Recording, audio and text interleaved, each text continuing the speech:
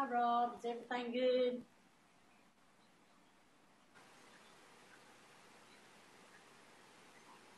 Hey, Debbie.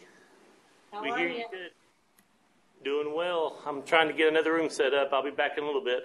Okay, I just want to know if you can hear and see us. We can do both. And tell Mike if he needs something, one of the students will come get me while I'm sitting at the other room. All righty, I'll tell him.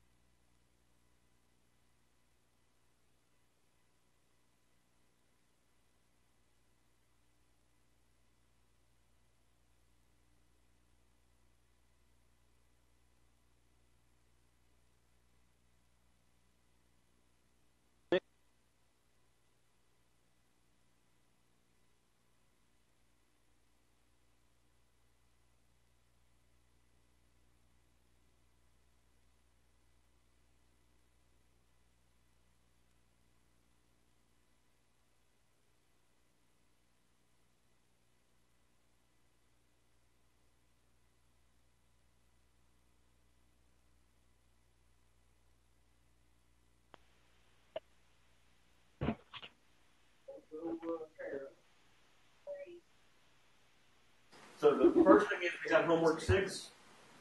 Yes. Make sure you get a name on those. Thank you. Email. I have a question. So, this is about the final.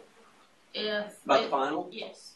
Okay. Is it true that if we were to fail the time, that we fail the class? So, I don't know if you guys have noticed if everybody can hear that question, but the question is about the final, right? And so, the thing is this, is the final is going to have, I can't see any reason why it's not the same as it's been for the last. So there's always 43 questions, and we count it like it's out of 40. No, so that's your 200 points in the final, 5 points a question. You have to get at least 16 right. So I'm looking at 40%, right? So if you get at least 16 right, then I'm going to figure your grade. If you get less than 16 right, it's an automatic get. That's the part you're asking about? Yeah. That's the way it goes. So after homework 6, homework 7. I don't normally do this way to you folks, but this time we're going to. So that's due for this Thursday. And I've picked 3 problems.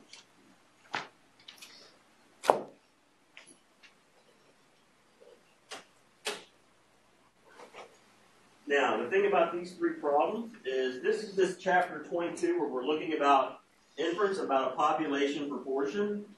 Before we're done today, there's 3 things we want to be able to do here. One of them is calculate a confidence interval. The second one is do a test of significance. And the third one is do a sample size.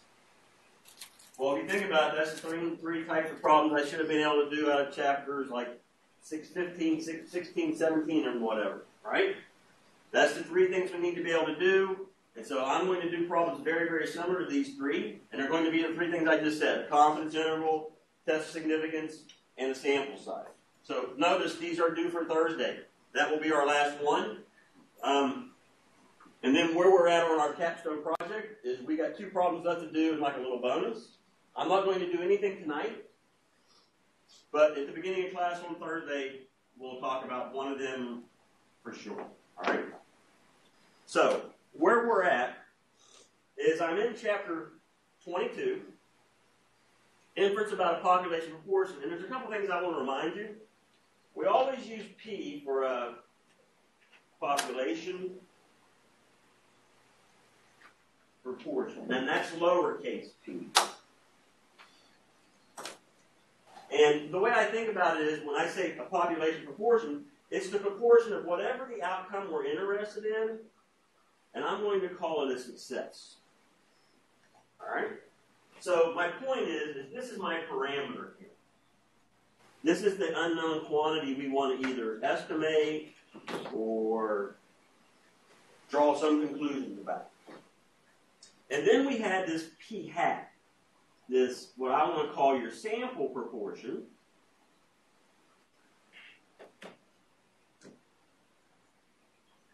And the way it's always going to be calculated is p hat is always equal to the number of successes in the sample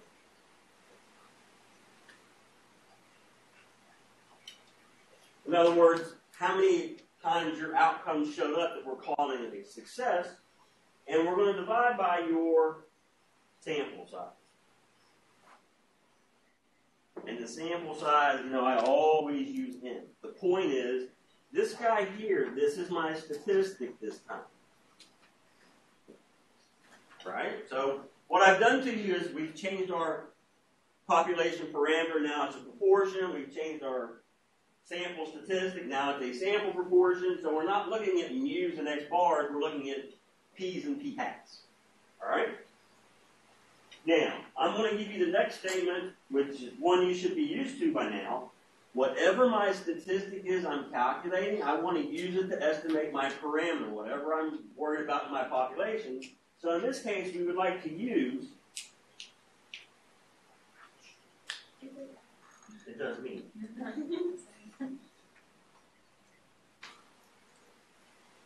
Right, so I want to use my p hat to estimate my p. I want to use my statistic to estimate my parameter. All right? Now, if we're going to do anything here, Just like when we, I can change all these little p hats to x bars, and I can change all the p's to mu, and I'd be telling you the same story. The catch is, what we need to be interested in at this moment is I need to be interested in the sampling distribution of my statistic this time. Right? This time my statistic, my sample proportion, p hat. Remember, the sampling distribution of p hat tells you the different values that p hat will take when we look at all possible samples of the same size and the same population, and we look at the number of successes in the sample divided by the sample size.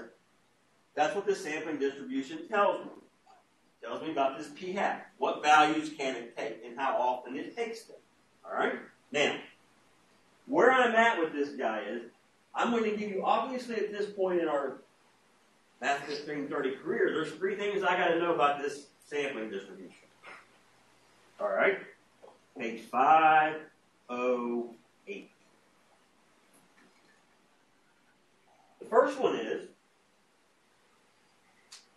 what's its mean? What's its standard deviation? Well, the mean of that sampling distribution. Now, I always use mu for a mean, correct? I need to subscript it with your statistics so that when you see that, everybody knows you're talking about the mean of the sampling distribution of p hat, and it turns out this is equal to p, the population proportion. Now, if you don't mind, I'm going to come off to the side here. That's what I told you about the sampling distribution of x bar, right? The mean of the sampling distribution was equal to the parameter that you were trying to estimate. The standard deviation,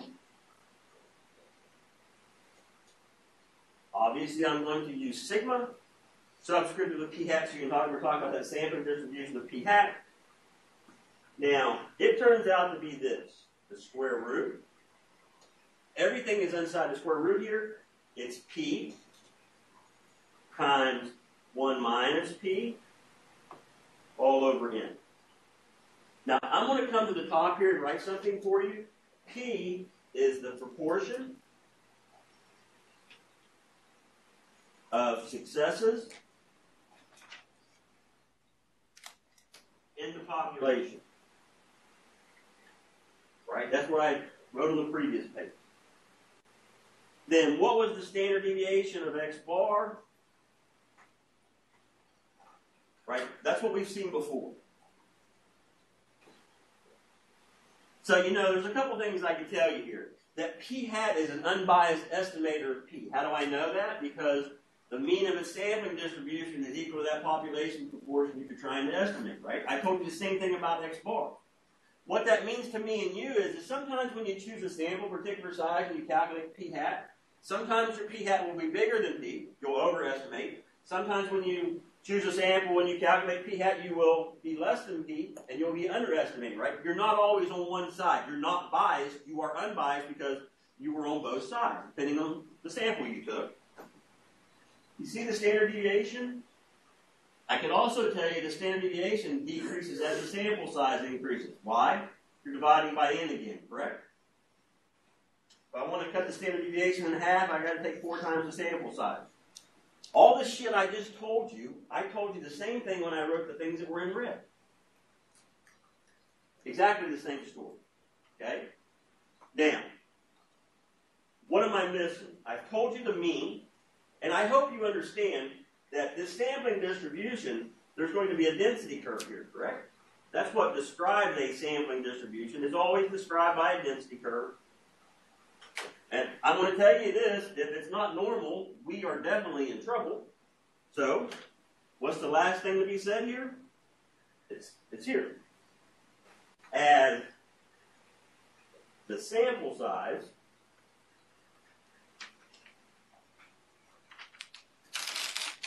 n increases,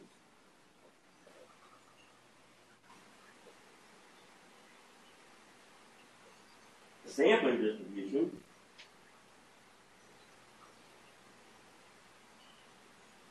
of p hat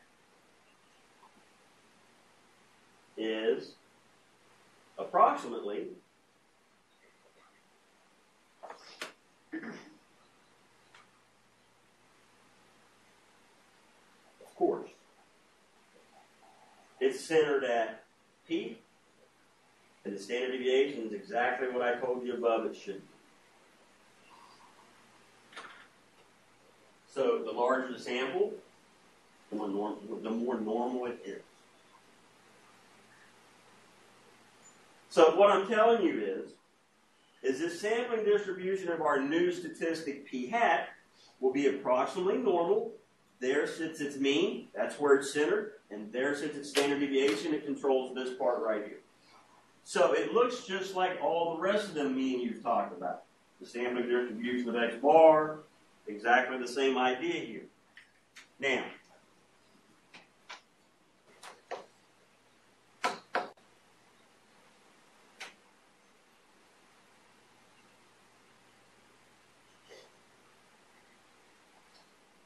I got a thought, all right? And my kind of thought is this, before I get to the three things I want to show you how to calculate, all right, is I need some conditions here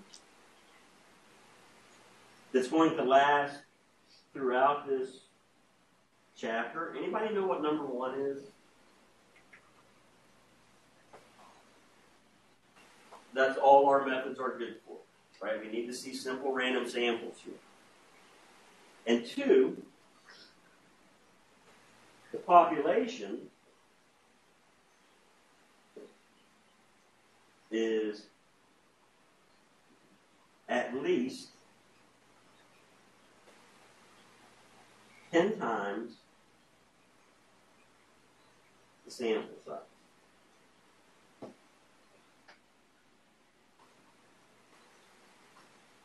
In other words, if you're looking at sample of size of 100, your population better have at least 1,000 in it to trust this. Now, I don't want to get crazy about this little thought here, but the deal is we need our population to be at least 10 times whatever sample size you're looking at. So if you're looking at samples that size 1,000, your population better have at least 10,000. And what's the reason for that? All I'm going to do is this. You see that guy right there? If this fact back here is not true, then that's not correct. And I'm just going to leave it at that.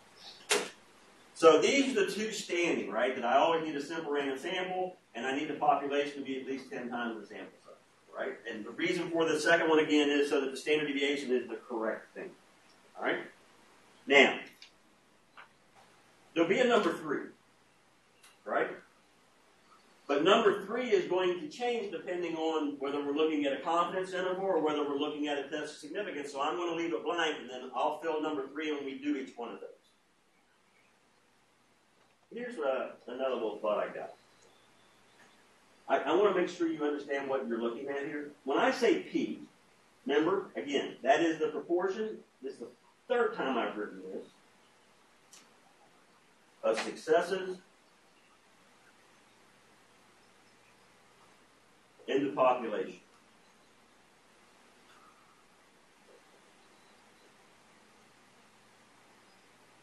What I want to know is,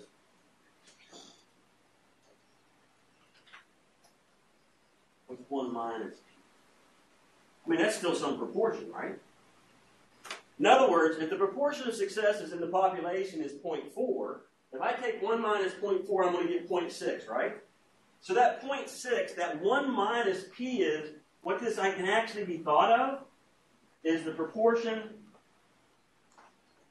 of, see, I like to think of the outcome we're looking for as a success, and any other outcome that's possible, I want to think about it as being a failure. So that's the proportion of failures in the population. In other words, everything else is not the outcome that we were looking for. Why is that important for me to write that for you and say that out loud to you? I'll come right back to it, but it's right here. You see the standard deviation? That's the square root of P times 1 minus P, right? In other words, that's the proportion of successes times the proportion of failures divided by N. So I don't want you to freak out when I start reading 1 minus P as failures, because P is a proportion of successes. Then 1 minus p is the proportion of failures in your population. And you know, if I turn and do this, so we can do it all on the same page, I'll just change the color on it.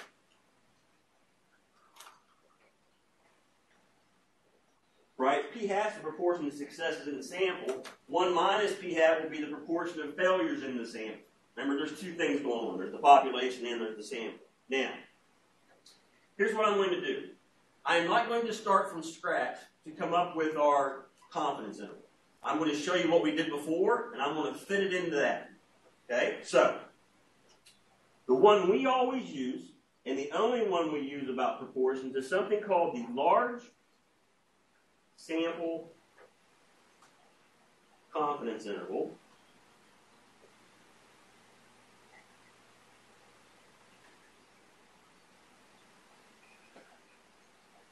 For a population proportion P. Now, I'm going to give you, every time me and you do any confidence interval, there's always a particular confidence level we're going to look at, level C, confidence interval for P. Now, remember the confidence level is the success rate of the method, right? If we do this over and over again, this is the percentage of times we would expect to actually capture it. Now, I'm going to do it like this. I would like to use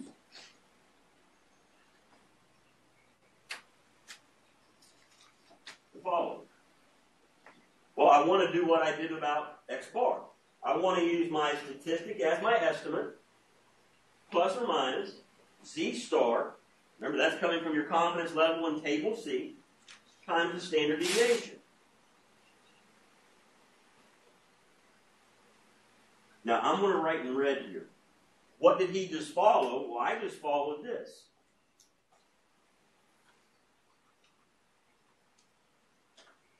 Right? That's the one you did confidence intervals on the homework you just turned in. That's where you're trying to estimate mu, right? X bar was my statistic, that's my estimate. Well, here P hat's my statistic, that's my estimate. The Z star is coming from your confidence level. And sigma over the square n, that was your standard deviation. Well, what's your standard deviation now? The square root of P times 1 minus P over n. In other words, I just fit the pieces in for my new sampling distribution right into here. Right into what I have in red. The problem this time is, and this will tell you where we're at in our semester, is we don't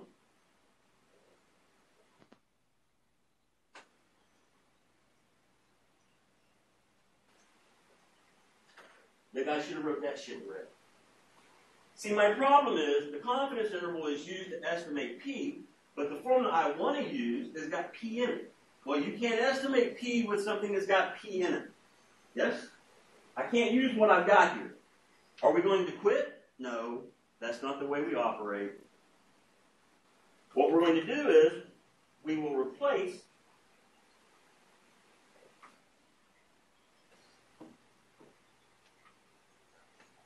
this standard deviation, square root P times 1 minus P over n, with what is called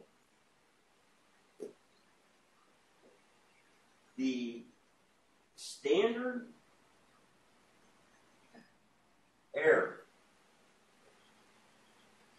of P hat. In other words, we're going to estimate the standard deviation of that sampling distribution, because that's exactly what's in the upper left-hand corner of the standard deviation. And we're going to write the standard error. And I should probably put a little P hat there. So you know we're looking at the standard error of that statistic. All we're going to do is plug in P hat for P.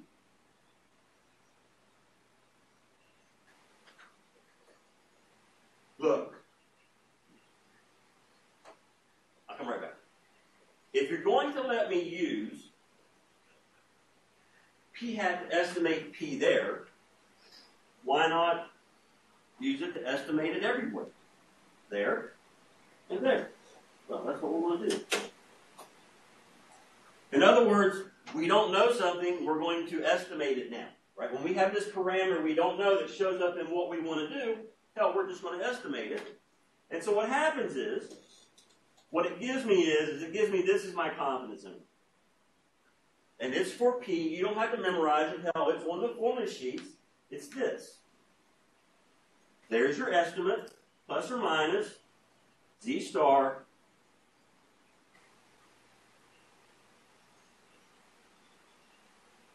It looks like, to me, it looks like the estimate, your statistic, plus or minus, the margin of error. Which is what I told you would always happen with us. Every confidence interval I give you would look like an estimate, plus or minus a margin of error, and that one does it. Now, one more time, what is this good for? Good for estimating. I can't say good, I'm sorry. I was like way too redneck. Used for estimating a population proportion.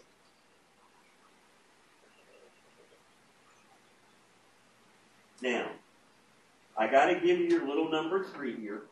Remember I told you back there, it's always a simple random sample. The population needs to be at least 10 times the sample size. And then there's a number 3 that's according to what we're doing. And what I need here is that n times p hat is bigger than or equal to 15. And I also need n times 1 minus p hat to be bigger than or equal to 15. What I've got here is this.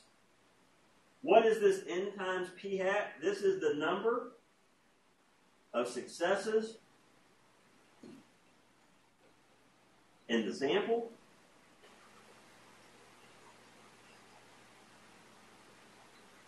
So what I'm saying is the number of times your outcome shows up in the sample needs to be bigger than or equal to 15. And down here is the number of failures. Everything else in the sample needs to be bigger than or equal to 15. If that's not the case, things aren't as normal as we like, and my interval will not be accurate enough for us. All right? So that's number 3. This is when you're doing a confidence interval. That has to be met. Now, what we need is, we need a homework problem. And I'm thinking page 513, I gave you 22.6 for homework, right? So I'm thinking I want to do 22.5, page 513,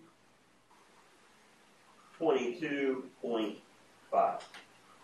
It comes down to pulling the information out, plugging it into the equation, and then using the calculator.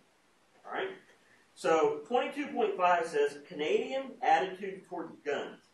Canada has a much stronger gun control laws than the United States, and Canadians support gun control more strongly than do Americans. A survey sample asked a random sample of 1,505 adult Canadians, do you agree or disagree that all firearms should be registered? Of the 1,505 people in the sample, 1,288 answered agree strongly or agree somewhat. You've got a sample here of 1,505. They said a random sample, so my simple random sample seems good enough. And then what does it say? 1,288 gave you some form of agree. That's the outcome we're looking for. And so, in a sense, that is a success. Everybody okay with that thought, right? Okay? So, sometimes that's how they come to me. They give me the sample size, and they tell me how many successes, or in this case, how many said agree to the question. And then they're going to start asking me questions here. The survey dialed residential telephone numbers at random in all 10 Canadian provinces, omitting the sparsely populated Northern Territory. Based on what you know about sample surveys, what's the biggest weakness in this survey? Oh, hell, this got nothing to do with calculating anything. Anybody remember when we called phone numbers, we suffer from undercoverage? Because not everybody's got phones? Yeah? The biggest problem you got here is undercoverage.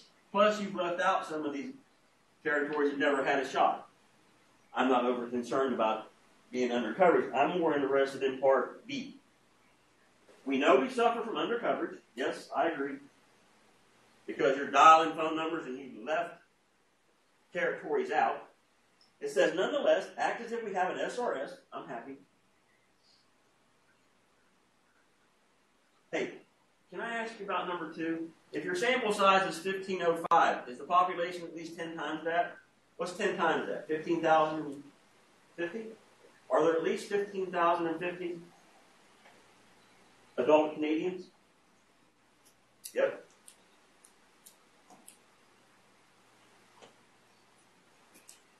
If you don't mind, I'm just going to write it like that. Yeah. Population at least 10 times the sample size. Hell, there's got to be at least 15,050 adult Canadians. It says, give a 95% confidence interval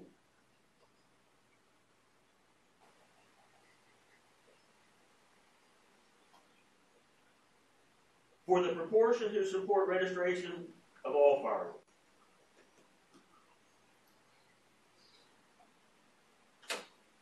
You want a confidence interval to estimate P, right? 95% confidence interval for P. The proportion to support registration of all firearms.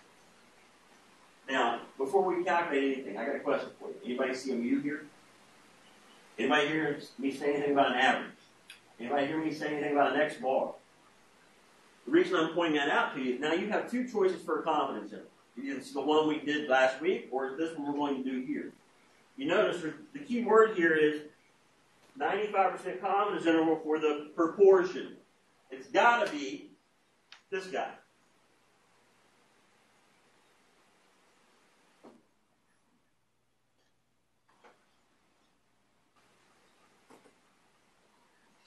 The reason for that is, then what do we need to know here? In other words, if I'm going to calculate this confidence interval, what do I need to know? And before we ever do anything, can I ask you this? There's a number 3 here, right? How many successes are in the sample?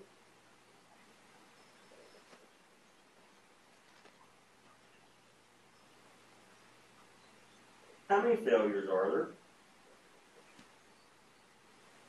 You know, I said it had to be N times P hat, right? Well, hell, they're telling me there's 1,288 and gave you some form of agree. That's the number of successes. How many failures are there? There must be 1,505 minus 1,288. Are you calculating for me? Thank you. 217 failures. How are we about the 15? Are we both bigger than 15? And the answer is yeah, right? So we're good here. We can actually trust this large sample confidence interval. Simple random sample, population 10 times the sample size, 1,288 successes, 217 failures. Now we're way bigger than 15 on both of them. Everything should be good. So before I start plugging in, how are we going to find P hat?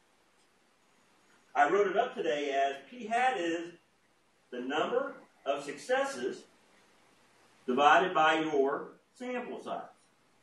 Right? The number of successes in the sample, the number of degrees, 1288. The sample size is 1505. And when I get this, I'm kind of like a little odd person. I take it to 3 decimal places. I don't know why.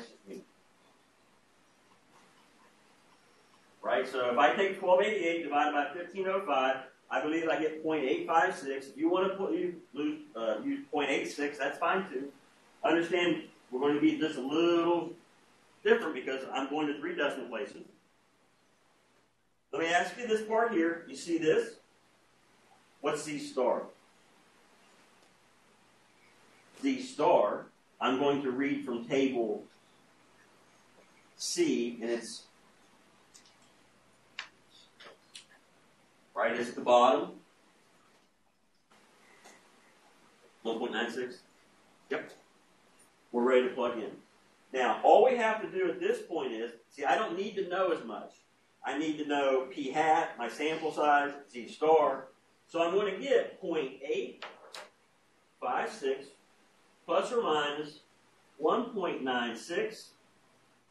This is going to give me 0.856 times 1 minus that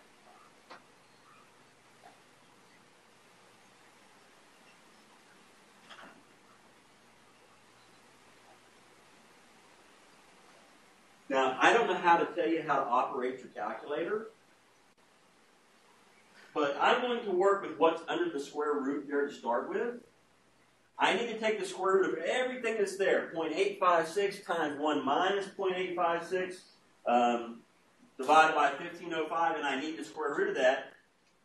I did this already, and I'm going to tell you what it is, because again, I don't know how to, you've got to know how to operate your own calculator.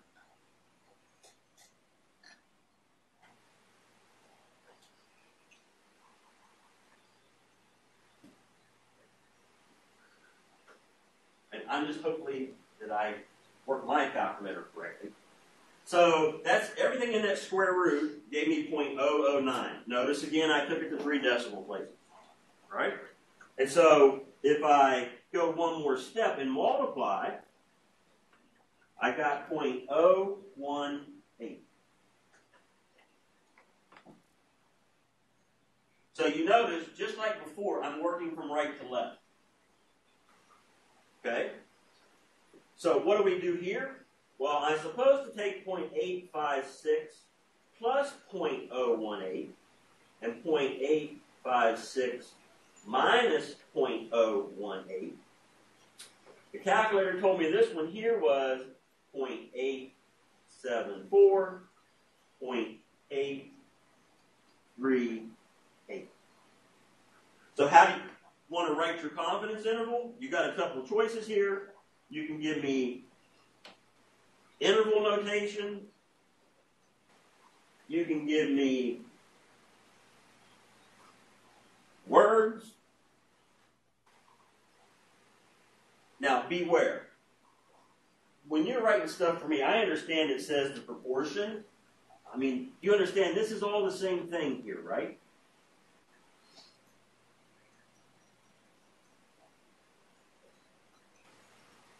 Can I give it back to you in terms of percentage? And the answer is yes.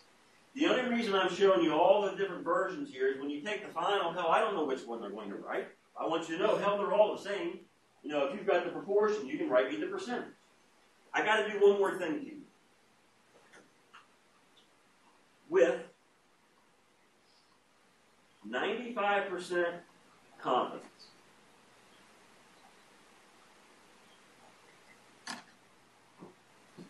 here's my little statement. I know it didn't ask me for the statement, but I told you every time we calculate a confidence interval, I would give you the statement.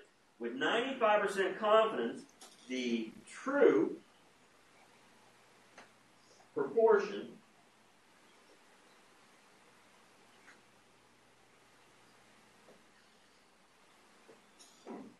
of adult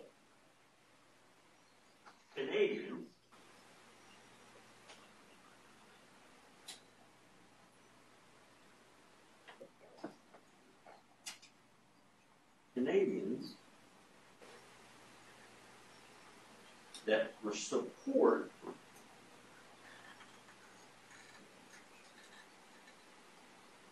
registration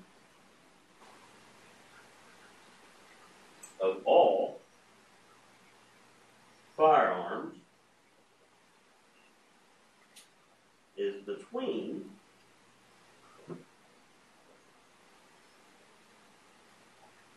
whatever the two numbers I calculated at the top of the page, 0.838 and 0.874.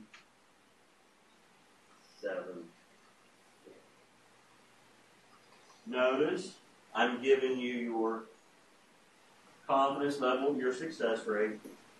I'm telling you the thing that you're trying to estimate, and I'm giving you back the interval that we calculated. The same as before. My statement always tells you three things. It gives you the confidence level, your success rate. It tells you what was the parameter you were trying to estimate, and then you tell me, oh, hell, it's between the two numbers you calculated for your confidence. All the confidence intervals here are done the same. You're doing 22.6. I did 22.5. I'm assuming 22.6 probably looks really similar to 22.5. The only difference is, if it says anything about follow a 4-step process, you follow my process, please. That's my process. Okay? I got a question. Where'd that come from? Did I just pull it out of thin air? That came from the problem, right? Where'd that come from? Did I pull that out of thin air? That came out of the problem, right?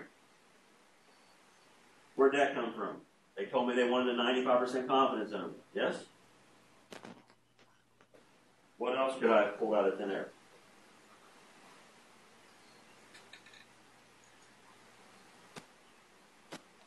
I got to be able to calculate that sample proportion. I got to be able to calculate that statistics.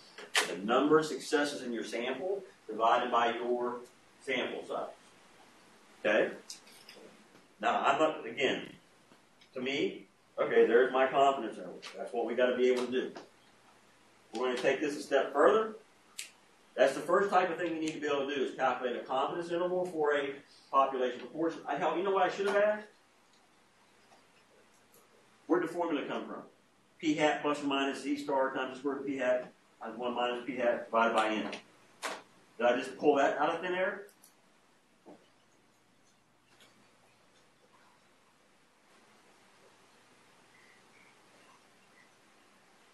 No, he didn't. You see it? Inference about a proportion. It's on your formula sheet. You don't memorize it. You just got to know when to use it. So, again, my second thing we need to be able to do is choosing a sample size.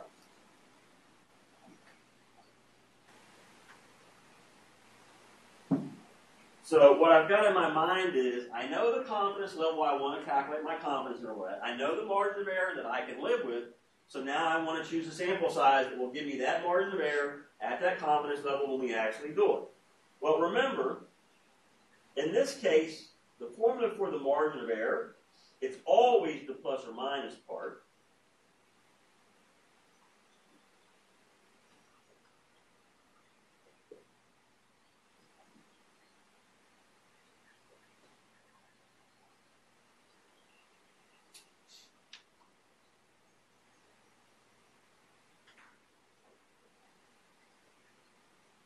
Now, let's say we solve for n here. I'm not going to show you the algebra. That doesn't help us at all. If I solve for n,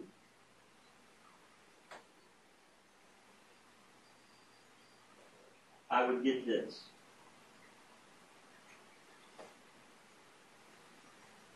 I'd get n is equal to z star over m squared times p hat times 1 minus p hat.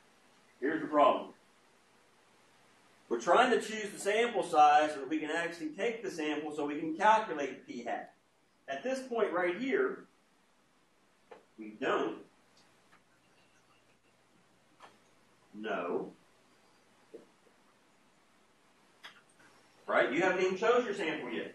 Here, you're trying to figure out how large a sample you need to take so that I can do this confidence interval at this confidence level and have this margin of error. There is no p hat looking at you. Do we stop? No. Students always freak out a little bit when I tell you, well, what are we going to do? Well, how am I going to make a guess? Yeah, I will guess. Guess. Call it. Oh, my guess is going to be, we're going to call that P star for that sample proportion. If we do that, then I know the formula I need is this one right here.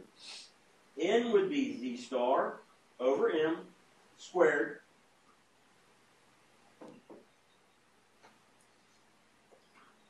Okay, when I say guess, you guys have been with me long enough now. Actually, you've been with me, nice number 25. Okay. That when I say guess, it's not like I just closed my freaking eyes and made a guess, right? Yeah, I'm going to guess, but we're going to do it in a logical way. And the logical way is this. To get P star, to get our guess, I'm going to give you a couple options here. One, use P star base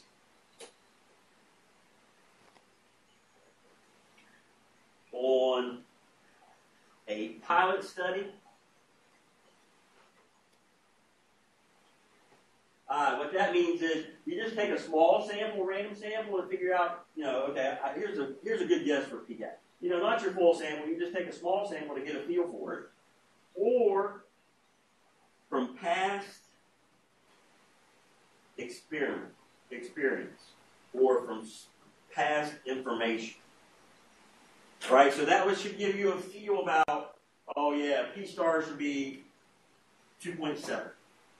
Right, or 0.27 or something like that. The other thing to do is, if you don't have any pilot study, you don't have any past experience or past information, is to go right in the middle.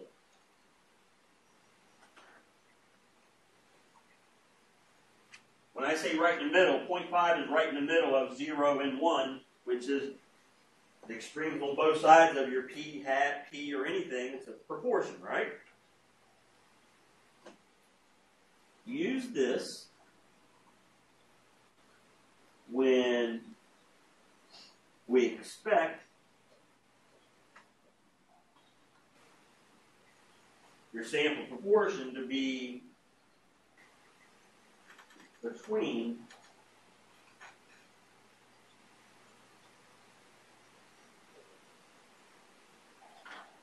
0.3 and 0.7.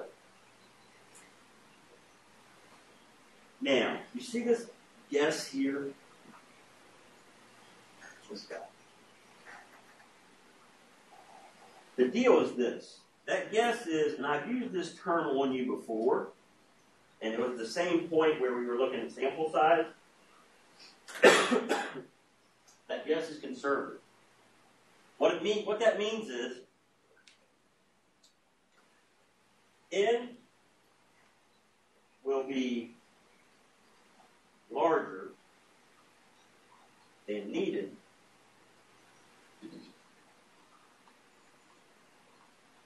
if p hat is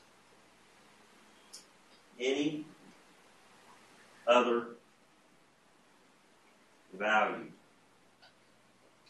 than 0.5.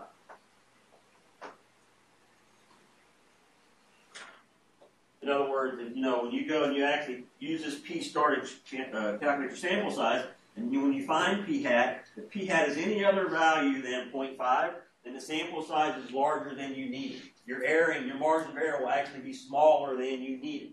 In other words, that's the largest you need. Now, how do we decide? I'm going to tell you this. If the problem doesn't tell me anything about what to do, I'm going to use p-star equal to 0.5. If they tell me, oh, use this as a pilot study or use this previous information, then I'm going to use p-star equal to that value. If they don't tell me anything, I'm going to do what I got circled here in red. So we need a problem here. And the problem I was thinking was 22.7, and I gave you 22.8. Is that correct for homework? So we're going to do the one before it. So I'm going to go to page 515, and I'm going to look at number 22.7.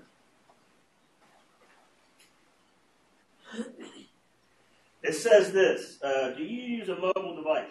The Monterey Bay Aquarium, founded in 1984, is situated on the beautiful coast of Monterey Bay in the historic Cannery Road District.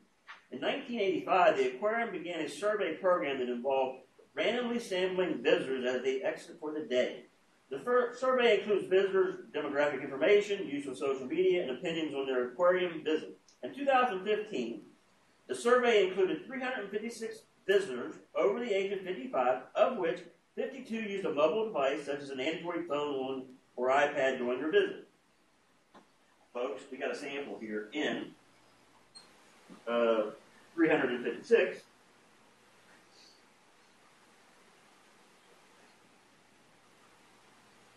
And what's the thing I'm looking for here? Well, they told me that 52 used, a mobile device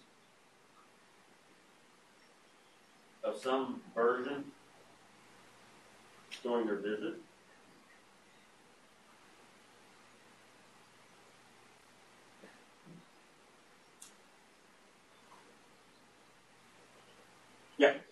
part A. What is the margin of error of the large sample 95% confidence interval for the proportion of visitors over 65 who use a mobile device during their visit? What do I want? All they want me to do is this part right here. They don't even want me to calculate the whole confidence interval. They just want me to give you the margin of error. So let me ask you this. In part A here, we're looking at 95%. My little Z star there is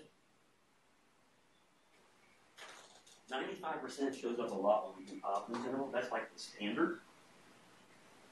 How do you find p hat? How do you find the proportion in your sample that used the mobile device? I'm going to need some help here, please. What did we get there? 52 divided by 356. I need 3 decimal places. Point what? 0.146. So in other words, the proportion in your sample of 356 people age 65 and over that use the mobile device is 0.146.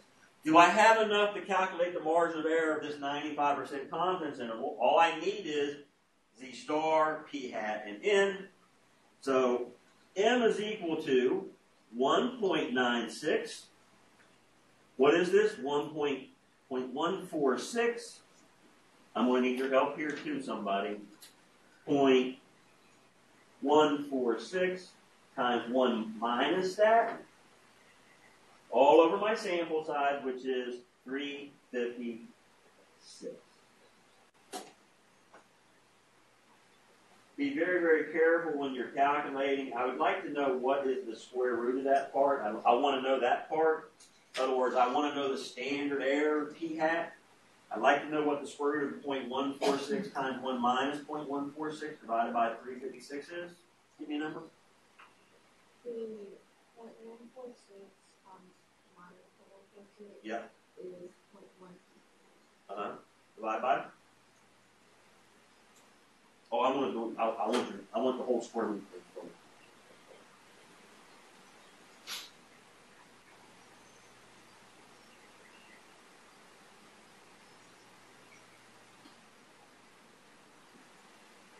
Do you bring that up? What did you get this time? 0.000. All right. So I kept telling you that I needed to go 3 decimal places, but if I got to go to, I get a number, right? So that's the reason we want to go. What you got, right? 0.0004. Then if you take that and multiply by 1.96, what do you get there? So this is going to be the margin of error if we were actually calculating the confidence interval. 1.96 times the 0.0004. What was it? Oh, it's small. 0.0007. How many zeros? 3? Yeah.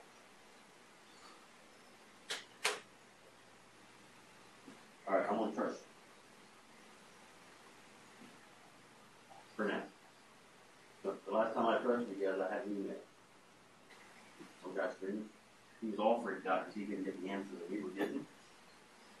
Then he showed me and it was me. So if that's wrong, my man, email me and we'll fix that later because I don't have a calculator to punch it in. Okay? No, I trust you. Kind of.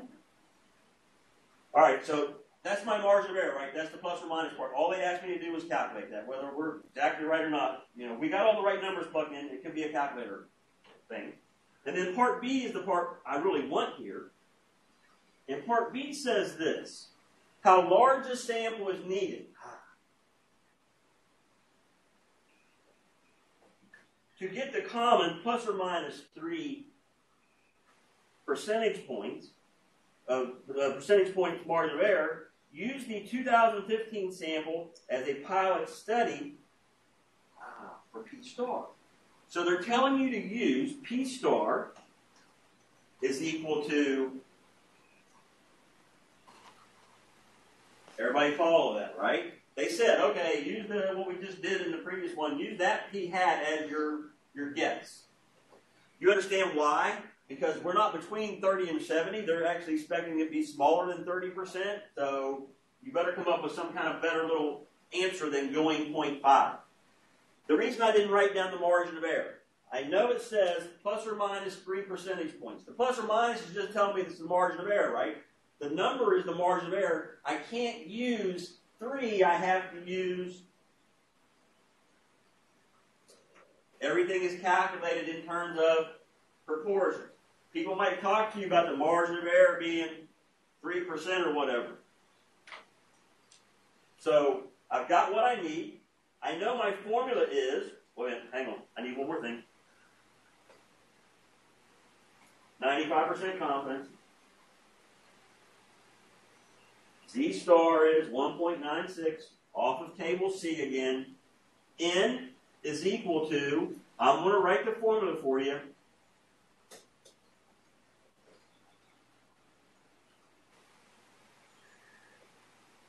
Plug in what you got.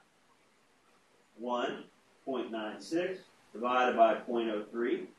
Make sure you please square that in there. I warned you about that with the other guy. And then I'm going to use 0.146 times 1 minus 0.146. And if you don't mind, I'll just take the answer here at the end and like 2 decimal places or something like that.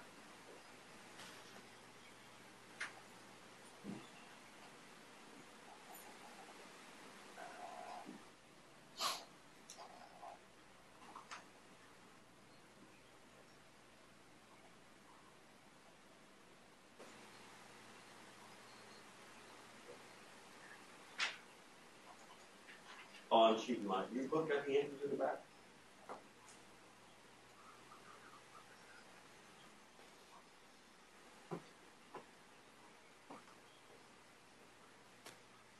Yeah, I think this might be a whole question.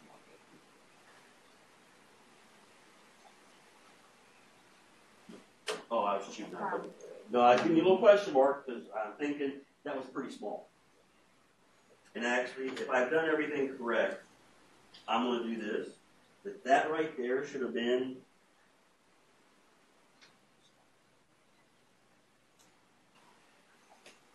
Oh, I cheated. I went back. I didn't have a calculator. But I'm giving you the setup is correct. Please check the calculator there. And then, what did I get here? You calculate for me? I got a cheat again. Oh, cheating is okay.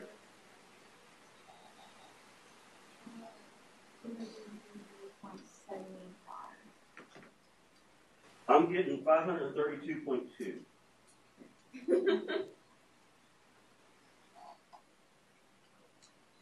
Wait.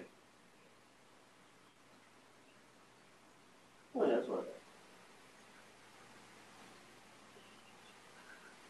And all of our numbers are correct, so it's got to be a calculator thing. What do we always do when we get this n is equal to this? What do we always do? And I told you it was conservative. We want to take n.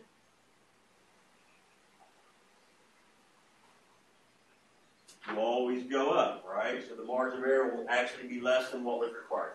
I know normally people just chop that 0.2 off and say 532. No. We always go up to the next whole number.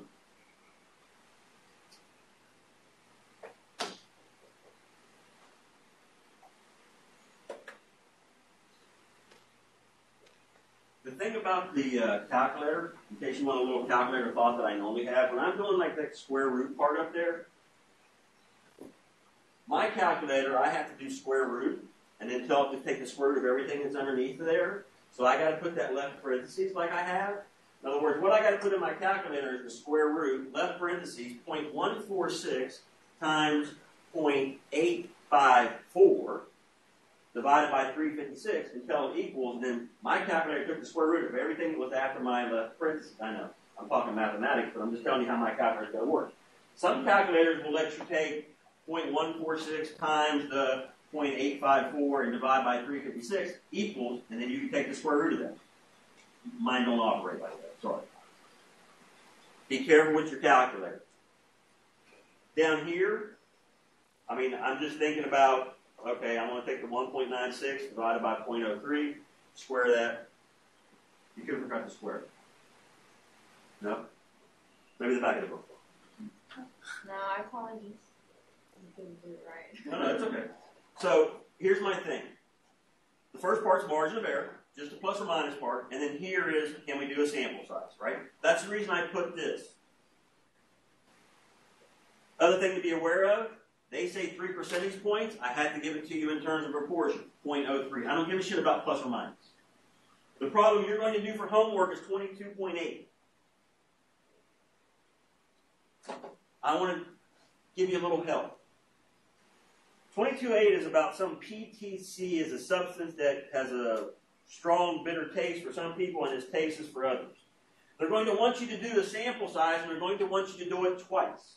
In Part A, it says, starting with the 75% estimate for Italians, how large a sample must you collect in order to estimate the proportion of PTC tasters within plus or minus 0.04 with 90% confidence.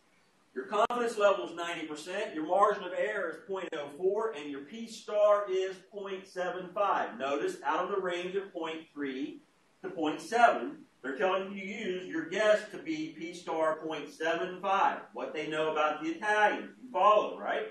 Part A, that's your P star. C is 60%. Your Z star is 1.645. Your M, no need to move the decimal place. They gave it to me as a proportion of 0.04. Part B says, estimate the sample size required if you make no assumptions about the value of the proportion who could taste PTC. No assumptions, no previous information, use P star equal to 0.5, play the whole game over. Same confidence level, same margin of error, P star is 0.5. You're going to do it twice. Okay?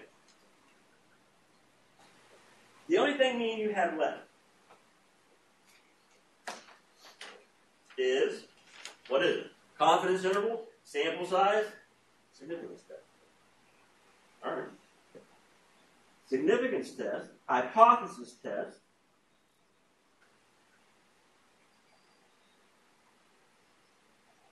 for a population, proportion,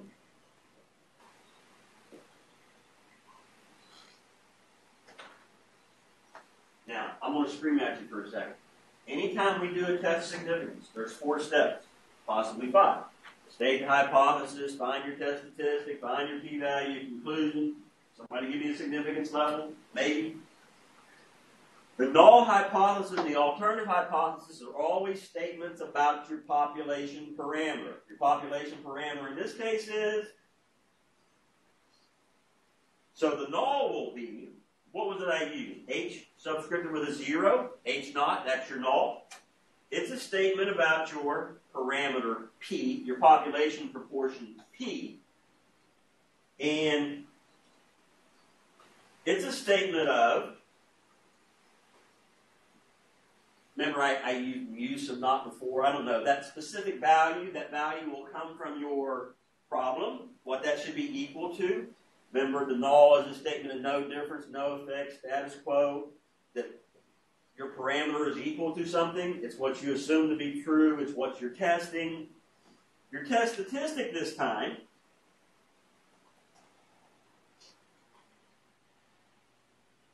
is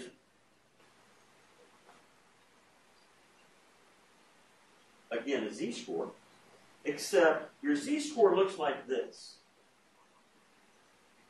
It's the sample proportion, because this is all working under the sampling distribution of p hat, minus the value that's in the null for the proportion, all over this standard deviation.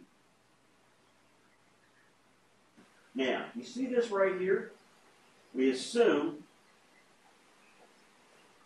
H naught is true. What does that mean? We use the value in the z-score. Now,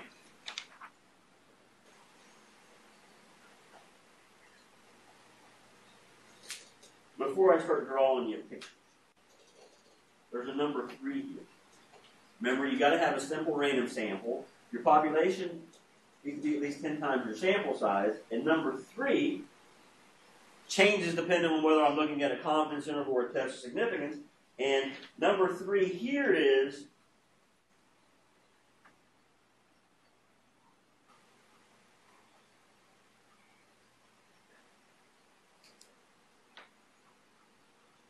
notice with the confidence interval it was 15. with the test of significance, it is 10. Now, one other little thought. You know, with the confidence interval, I wrote what? N times p hat and n times 1 minus p hat.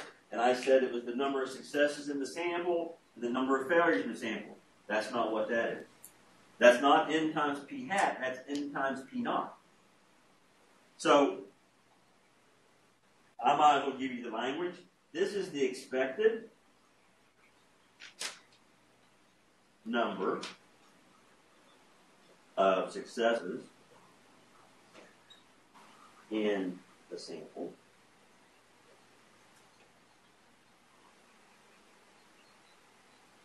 It's not the actual number of successes in the sample, it's the expected number.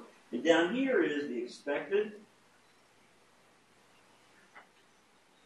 number of failures.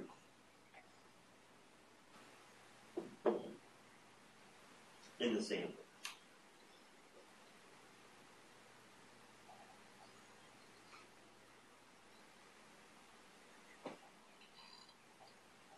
And this is all, I'm going to put it here, if H naught is true. This is how many successes we'd expect to have in our sample, and this is the number of failures we'd expect to have. Not in terms of what actually happens, it's what we're expecting to happen if H naught is true, and this is what we're looking at. All you got to remember is, with the confidence interval, it's actually what you see in your sample. Successes and failures, they both got to be bigger than or equal to 15. Here you got to think about, okay, what value showed up in my null, and then figure out what is n times that value, what is n times 1 minus that value. Make sure they're both bigger than or equal to 10. Now, what number did I give you for homework? 2236? That sound right? Yeah. Yeah, I had a hard time finding a problem I liked.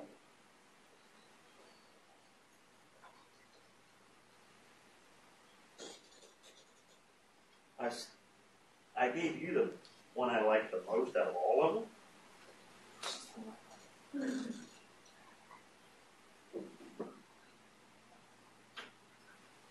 How much money you got?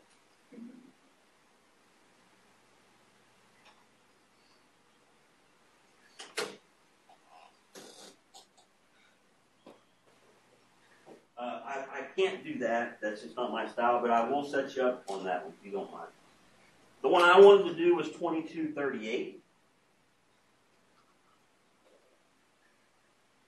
Obviously, I'm just 2 away from the one you're doing, and they're both tests of significance. That's the reason I picked 2238.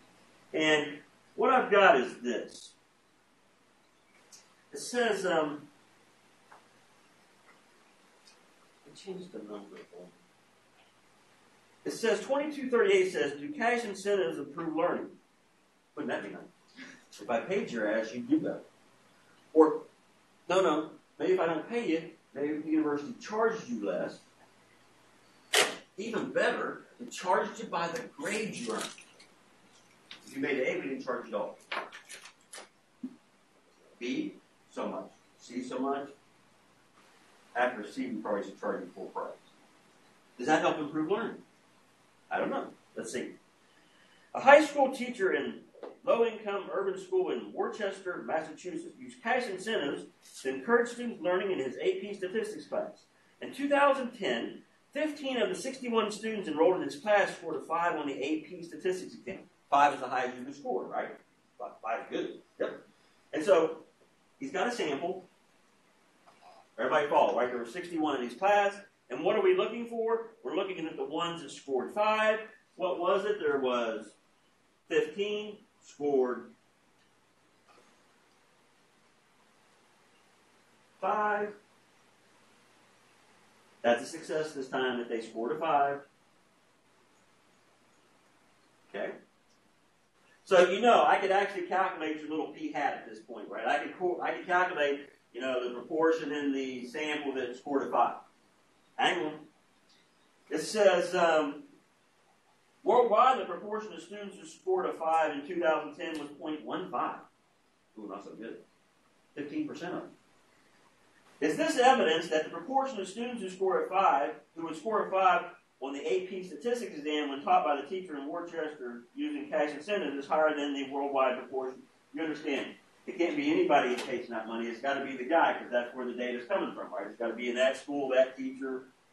Okay? How do I know they want to test the significance? What's the word here? Is this evidence? Evidence? I don't care what it's evidence of. Evidence means test. That's a fact. Is this evidence of that, this, whatever?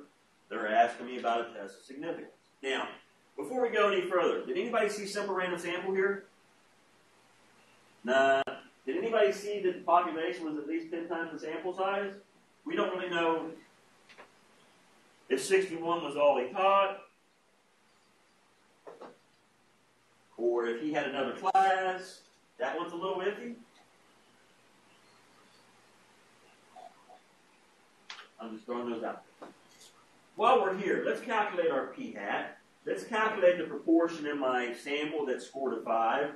That would be 15 divided by 61, which is, I got 0.246.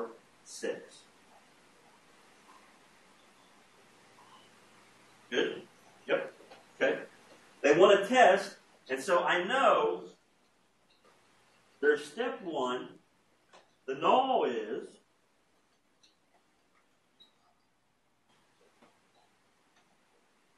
you notice when I wrote down the test before, I didn't say anything about the alternative because there's always 3 possibilities. Greater than, less than, not equal to. The p-value is calculable exactly the same way me and you would have calculated the p-value before. Now, we want to know, is there evidence that the proportion of students who would score a 5 on the AP statistics exam when taught by the teacher in Worcester using cash incentives is higher than the worldwide proportion of 0.15. What's higher mean? Remember, the alternative is what you're always seeking evidence for. It's usually what the question is about. Greater than 0.15. You okay with that? See, that's got nothing to do with whether I can calculate shit or not. Can I read the problem and state the hypothesis? 2 is your test statistic. It's a z-score. I'm going to remind you what it is. It's p-hat times 1 minus p-naught, whatever the value shows up in the null, all over this standard deviation. In this case, we calculated our p-hat to be 0.246. We know the value in the null is 0.15. Plug in all my little pieces. 0.15, 1 minus 0.15, 61.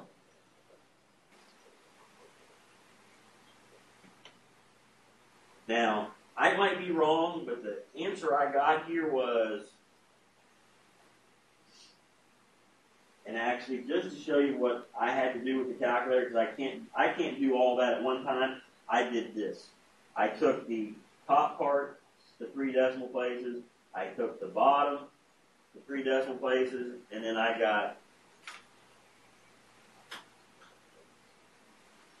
can't do all that that's in the top right-hand corner. Even I can't make the calculator do that. I should be able to, but I can't make the calculator do that. So I do the top and I do the bottom. I take them both to 3 decimal places, and I get myself a z-score. Is that a large one or a small one?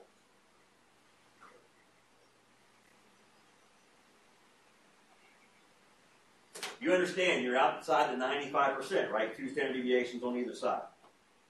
Step 3 is, as always, is your p-value. Now, the reason I didn't say anything about calculating the p-value when we did the test here is, all right, you got a z-score. I go to the standard normal. Here says mu is equal to 0. My z was, what area do you want? You want the area to the left or to the right? What's it mean to be as extreme or more extreme than 2.09?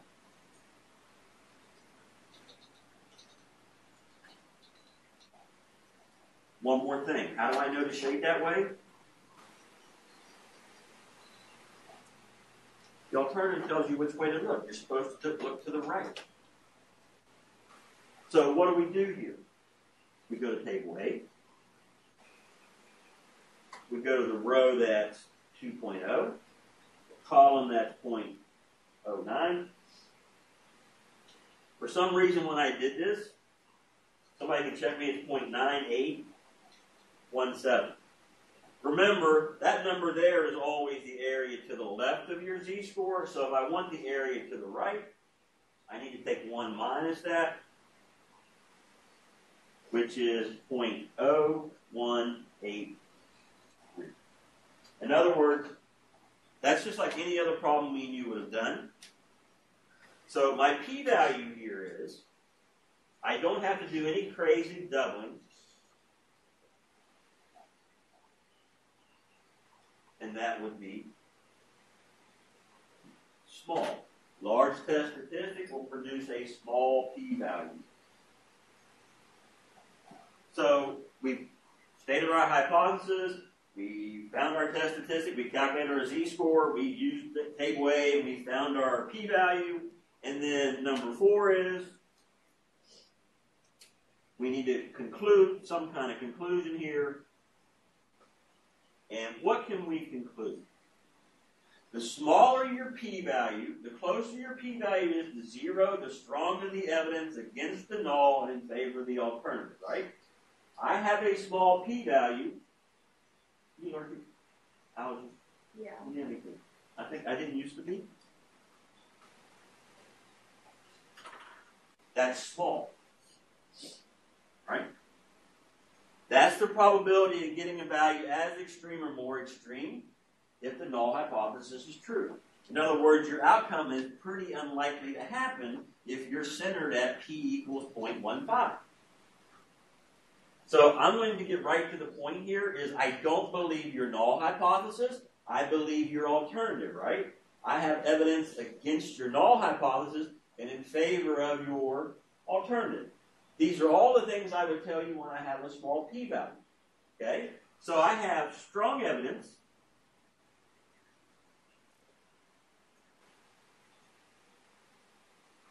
that the proportion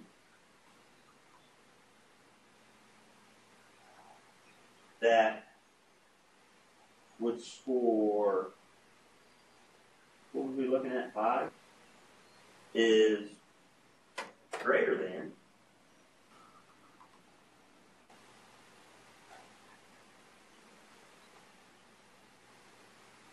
I'm giving it back to you in the context of the problem. What I'm telling you is, can I just give it to you like this? I'd like to reject H naught in favor of the alternative. Right? I don't believe you're null. I got evidence to believe your alternative here. I got evidence to believe that that portion that would score 5 is actually greater than the worldwide proportion. Now, can I give you number 5? And I know there's not anything left to do in this problem. I know there's a part B here that we might want to look at, but there should be a number 5. Just so that we can check this out and we get this kind of shit straight in our head. All right, maybe instead of them asking me this, maybe they said, okay, suppose that the significance level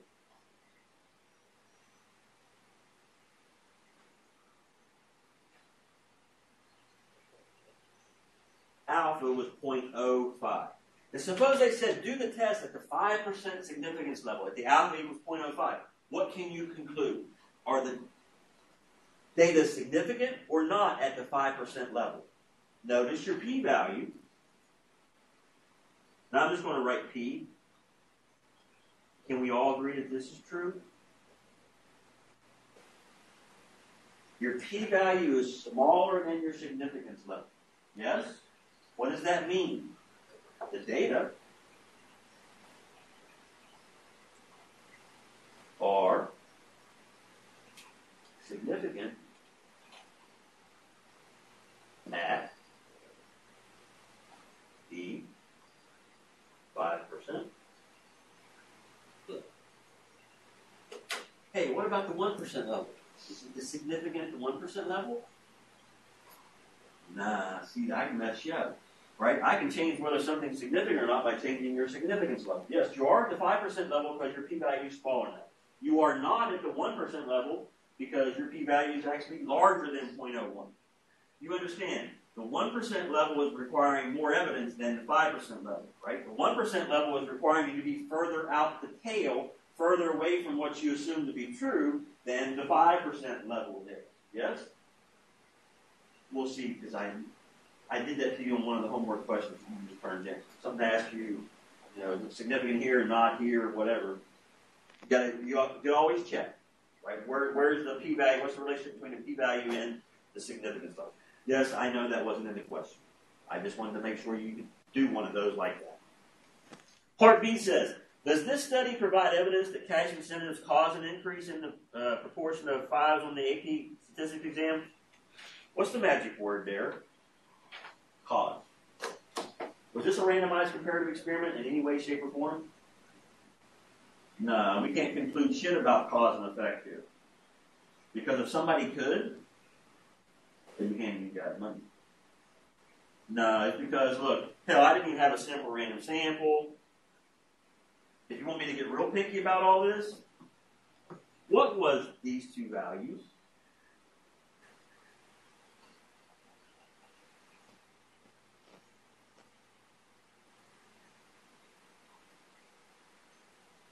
What are those? Oh, I got to calculate. One of them was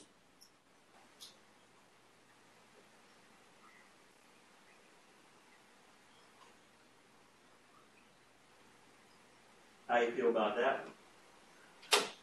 Weren't these supposed to be both bigger than or equal to 10? Remember, that was the number of expected successes and the number of expected failures in your sample, assuming that the null hypothesis is true. That was bothersome to me. There's a lot bothersome with this, but I was just happy to have a problem to work with. Right? I don't see simple random sample. My little bigger than or equal to 10 is not working out good for me. One of them is 9.15.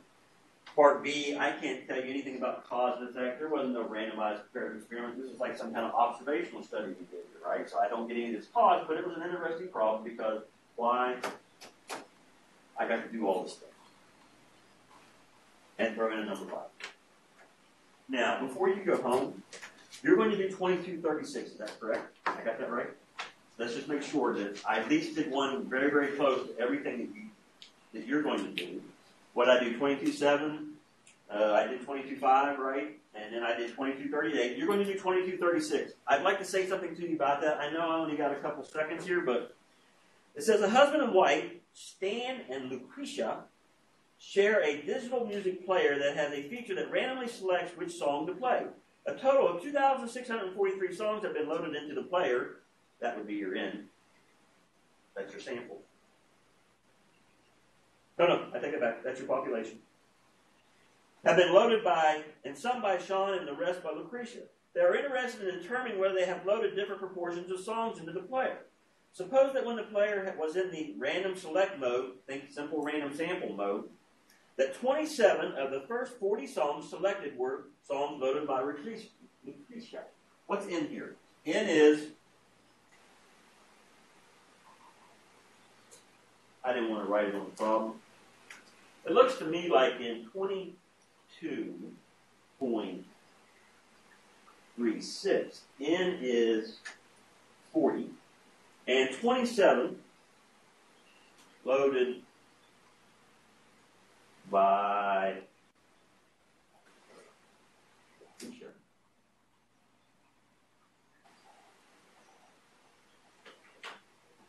Okay, so can you tell me the proportion that were loaded by Lucretia out of the sample, right? You're going to take 27 divided by 40. And it says, let P denote the proportion of songs loaded by Lucretia, right? So P is, in all of them, is the proportion loaded by Lucretia. It says State the null and alternative hypothesis to be tested. How strong is the evidence that Stan and Lucretia have loaded different proportions of songs into the play? Make sure to check the conditions for the use of the test. In other words, you got simple random sample. Yeah, we do have some kind of random sampling here. Make sure that the population is at least 10 times the sample. Well, you've got 2,643 in your population. You're only sampling 40. That's good. And then check that the things are bigger than or equal to 15. Excuse me, bigger than or equal to 10 when you assume. Let me ask this. What's the null and alternative here? And then we'll go home. Because once I help you with this, so if P is the proportion that Lucretia loads, and we want to know if they're different from each other, if they were the same, her proportion would be 50% and his proportion would be 50%, right? So the alternative is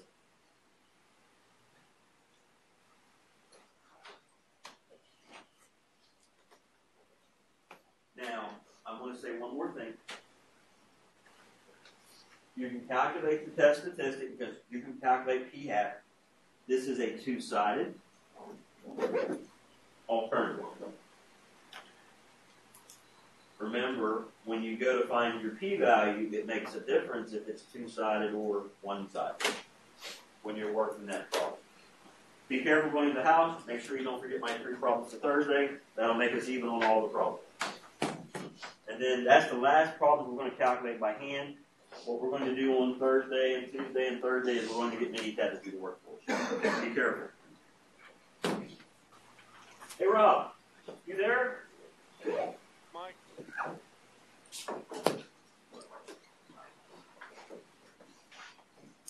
Can you hear me, Mike? Yeah. What's going on?